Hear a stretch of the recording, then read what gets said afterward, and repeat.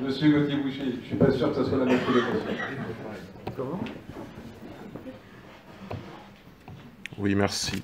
Merci pour cet exposé. Nous aurions assez peu d'observations finalement à formuler sur ce rapport de la Chambre régionale des comptes.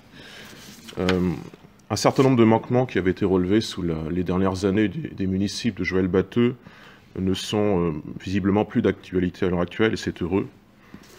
Sans être très bonne, la gestion financière de notre collectivité apparaît au moins comme plus sûre que par le passé, bien que votre majorité ait consenti de lourds investissements, que du reste nous avons souvent votés à l'unanimité, à l'instar du projet stratégique 2016-2024 qui a été mis en route ces 2 dernières années, 200 millions d'euros d'investissement dont nous tendons désormais à nous demander s'ils pourront être pleinement réalisés compte tenu de l'austérité budgétaire à laquelle s'astreint toujours plus l'État. Et vous nous avez expliqué il y a quelques minutes que s'ils seraient pleinement réalisés, c'est toutefois avec une augmentation de notre dette. À ce sujet, les investissements, le rapport de l'ACRC revient naturellement, en page 15, sur la baisse des dotations de l'État versées à notre collectivité, à commencer par la dotation globale de fonctionnement. Si cette baisse n'était pas une surprise pour le Front National, au vu des avis réguliers de la Commission européenne, en termes d'orientation de politique économique, ce que nous appelons les GOPE, retranscrits en directives supranationales eux-mêmes retranscrites en droit national, vous semblez, monsieur le maire, régulièrement surpris et outré dans un numéro de théâtre que vous maîtrisez au millimètre, avec la complaisance d'ailleurs d'une partie, semble-t-il, de la presse locale. Et oui. Dans le même ordre d'idées, vos déclarations d'octobre sur le nécessaire report du débat d'orientation budgétaire, compte tenu de ce que vous pressentiez du nouveau projet de loi de finances débattu au Parlement, ne saurait convaincre grand monde. Que le DOB ait lieu cet automne ou en février prochain ne changera rien, n'enlèvera rien de votre responsabilité. Et vos déclarations ne sauraient en tout cas faire oublier votre choix personnel lors de l'élection présidentielle pour Emmanuel Macron et donc sa politique budgétaire, clairement annoncée, dont nous vous rappelons par ailleurs qu'il fut y compris un choix de premier tour contre le candidat de votre propre formation. Votre responsabilité est d'ailleurs d'autant plus grande, faut-il le rappeler, que vous appeliez personnellement, ce n'était pas simplement un vote, c'était aussi un appel à voter pour M. Macron, début mai, avec papier en tête de la mairie, des fois que des Nazériens n'auraient pas compris, a priori 7000 Nazériens ne l'ont pas compris. Relativement à notre politique touristique, nous relevons sans surprise que la CRC fait état de l'insuffisance de son caractère international.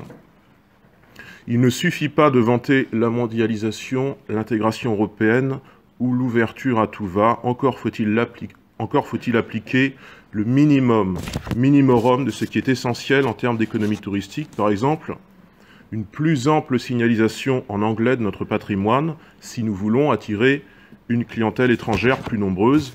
Et nous disons cela sans anglophilie particulière, nous le disons avec pragmatisme.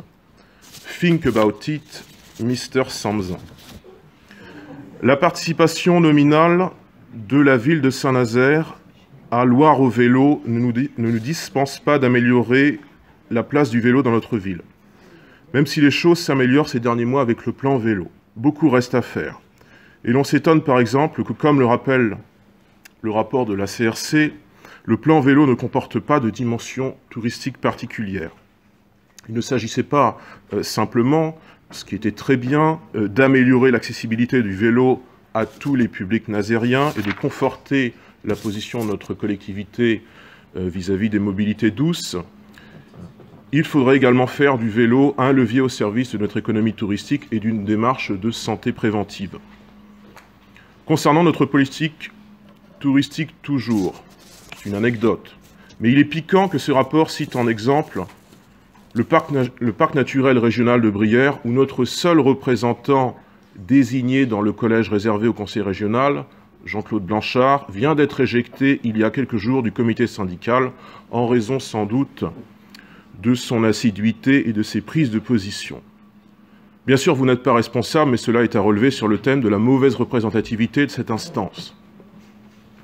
Nous ne pouvons que souscrire, par ailleurs, à la démarche de notre commune d'une labellisation en tant que ville d'art et d'histoire à l'horizon 2019. Ce label serait mérité, nous espérons que Saint-Nazaire l'obtiendra.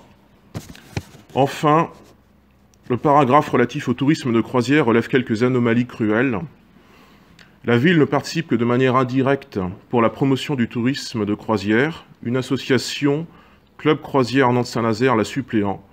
Quant aux travaux éventuels de mise en place d'escales, ceux-ci dépendent en réalité, en aval du pont, des escales en aval du pont, ceux-ci dépendent en réalité du grand port maritime de Nantes-Saint-Nazaire.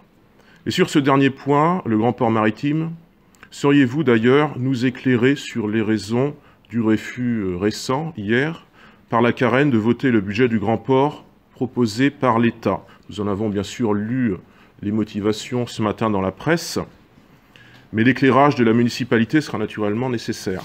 Monsieur le maire, mes chers collègues, je vous remercie de votre attention.